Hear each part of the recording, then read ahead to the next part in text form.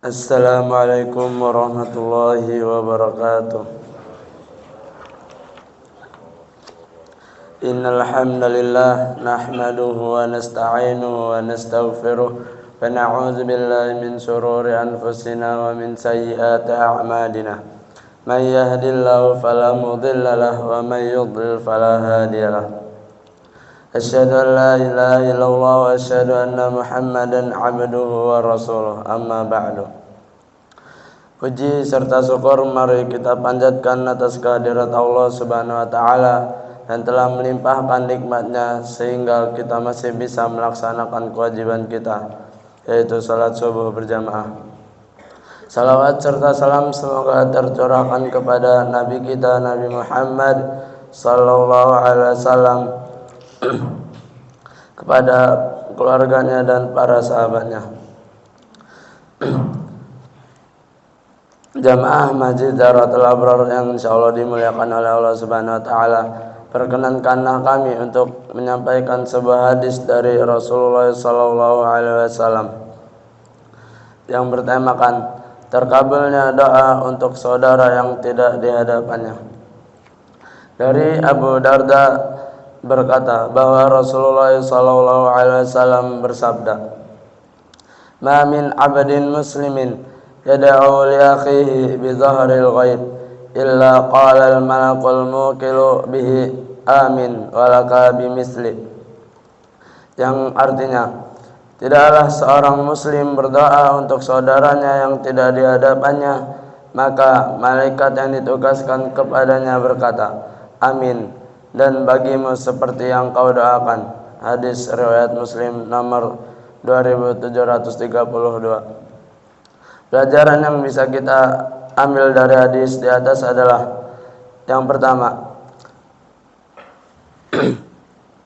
ditegaskan dalam hadis di atas bahwa doa seorang muslim untuk saudaranya yang tidak ada di hadapannya terkabulkan dan disaksikan oleh malaikat yang ditugaskan kepadanya. Tatkala dia berkata untuk saudaranya, maka malaikat yang ditugaskan kepadanya mengucapkan, "Amin, dan bagimu seperti yang kau doakan." Yang kedua, Imam An-Nawawi berkata, hadis di atas menjelaskan tentang keutamaan seorang muslim mendoakan saudaranya dari tempat yang jauh. Jika seandainya dia mendoakan sejumlah atau sekelompok umat Islam, maka tetap mendapatkan keutamaan tersebut. Oleh sebab itu, sebagian ulama salaf tatkala berdoa untuk diri sendiri, dia menyertakan saudaranya dalam doa tersebut, karena di samping terkabul, dia akan mendapatkan sesuatu yang semisal. Yang ketiga, Syekh Al-Mubarakfuri berkata, jika seorang muslim mendoakan saudaranya kebaikan dari tempat yang jauh dan tanpa diketahui oleh saudara tersebut, maka doa tersebut akan dikabulkan. Sebab doa seperti itu lebih berbobot dan ikhlas karena jauh dari riya, sum'ah, serta berharap imbalan, sehingga lebih diterima oleh Allah Subhanahu wa taala. Yang keempat, lebih utama apabila kita berdoa kepada Allah Subhanahu wa taala dilakukan dengan sepenuh hati dan menghadirkan hati untuk benar-benar dikabulkan oleh Allah Subhanahu wa taala. Jangan berdoa dengan hati yang lalai dan berpaling sehingga hanya menggerakkan lisan saja, sedangkan hati berpaling memikirkan yang lain. Sebagaimana Rasulullah SAW bersabda, yang artinya, berdoalah kepada Allah dengan keyakinan bahwa doa tersebut akan dikabulkan. Dan ketahuilah, sesungguhnya Allah Ta'ala tidaklah mengabulkan doa dari hati yang lalai dan berpaling. Hadis riwayat Tirmizi nomor 3488. Ayat Al-Quran yang berkaitan dengan hadis.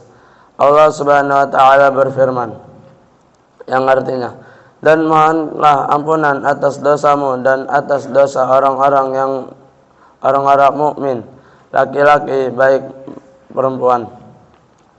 Yang kedua, Allah Subhanahu wa taala berfirman, "Ya Tuhan kami, ampunilah aku dan kedua ibu bapakku dan semua orang yang beriman pada hari diadakan perhitungan yaitu hari kiamat.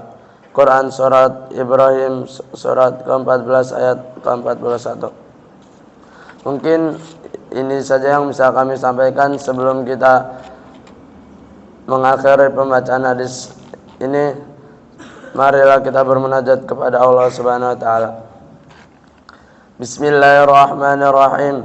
Alhamdulillahi rabbil alamin. Hamdan yuafi ni'amahu wa yukafi'u mazidah. Ya Rabbana lakal hamdu wa lakal syukru kama yanbaghi li jalali wajhika wa azimi sultanik. Allahumma salli wa sallim ala sayyidina Muhammadin wa ala ali sayyidina Muhammad.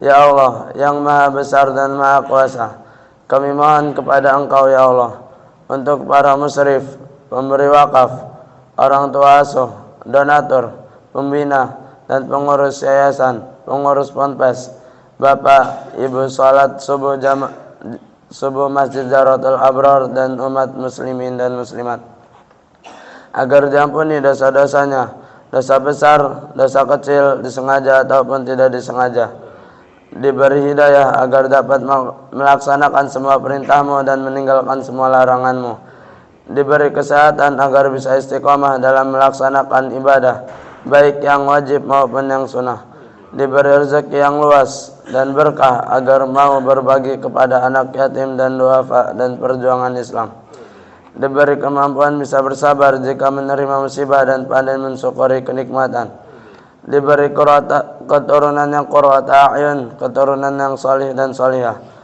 Rabbana atina fid dunya hasanah wa fil akhirati hasanah wa qina azabannar.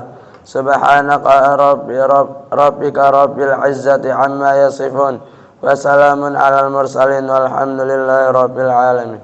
Wassalamualaikum warahmatullahi wabarakatuh.